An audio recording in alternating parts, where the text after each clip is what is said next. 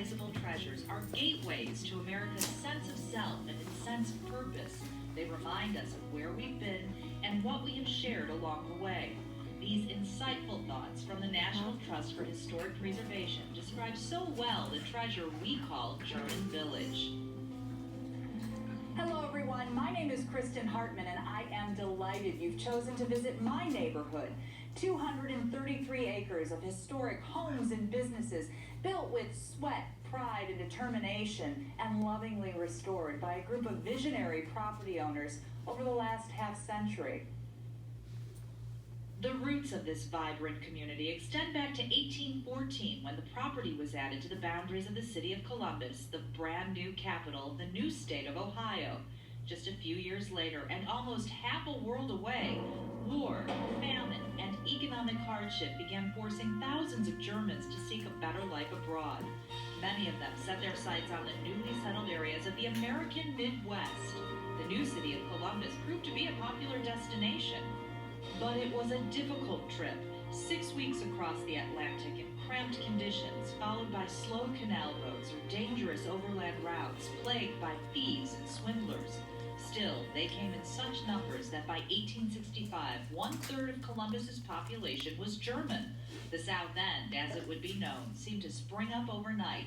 Using local materials, the first immigrants built sturdy 1.5-story brick cottages with limestone foundations and slate roofs. 2 rooms with wood-burning fireplaces on the first floor, and a small second floor where everyone slept. As settlers found jobs and built small businesses, the newfound prosperity allowed them and those who followed to build the larger 2-story Italianates and Queen Anne homes you'll find throughout the neighborhood. Much of this prosperity resulted from the growing brewery business just a few blocks west along the Scioto River. By the late 19th century, 4 large brewing companies here were owned and operated by German businessmen. But these enterprising immigrants built more than just houses and businesses. The South End boasted German-language schools and churches, social clubs like the Männerchor Singing Society, even German-language newspapers. A favorite gathering place was a new 23-acre park. Established in 1867, City Park, now known as Schiller Park after the German playwright and poet Friedrich von Schiller, hosted weekend picnics and concerts. It proved so popular that the Ohio State Fair was held here twice in the 1860s. And in 1891, German-born residents raised money to erect the landmark Schiller statue here in honor of their German heritage. Just a few blocks away, Recreation Park was opened in 1887 with a 5,000-seat grandstand and bleachers for an additional 1,500 fans. It was the site of some of the nation's first professional baseball games. And the Ohio State Buckeyes team played their first home football game on the field on November 1st, 1890. By the way, the mighty Buckeyes were defeated by Worcester College 64-0. But the South End's fortunes began to wane, and by the 1870s, immigration from Germany was slowing. Children of previous immigrants were marrying into established American families. English reading and writing was becoming standard in public schools. And then in 1914, World War I broke out.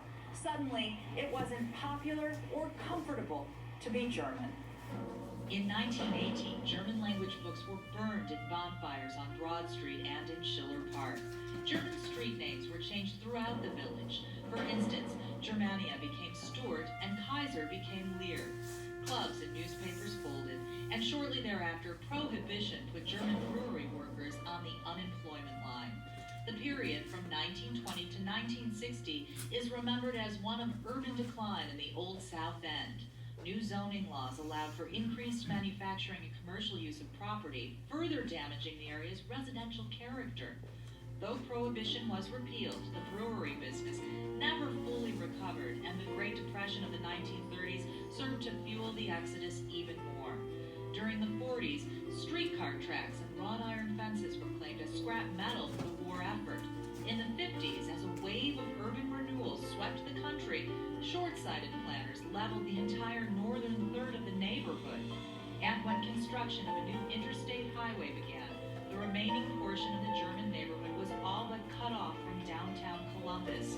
Though a few of the original German families held on, absentee landlords assumed control of much of the neighborhood, and it seemed only a matter of time before the 1,600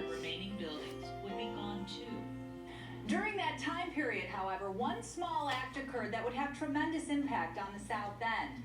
In 1959, city employee Frank Fetch bought this small German-built brick cottage just west of South High Street. Fetch embodied the spirit of neighborhood activism and renewal. He was convinced these old houses were worth keeping and restoring. Soon, he was leading a small group of determined citizens in proving that the neighborhood could be and should be saved. In 1960, these neighborhood preservation pioneers formed the nonprofit German Village Society. Members worked tirelessly in persuading city government to designate the area a protected historic preservation district. 3 years later, they claimed victory. The Columbus City Council established the boundaries of the city's first historic district and created the German Village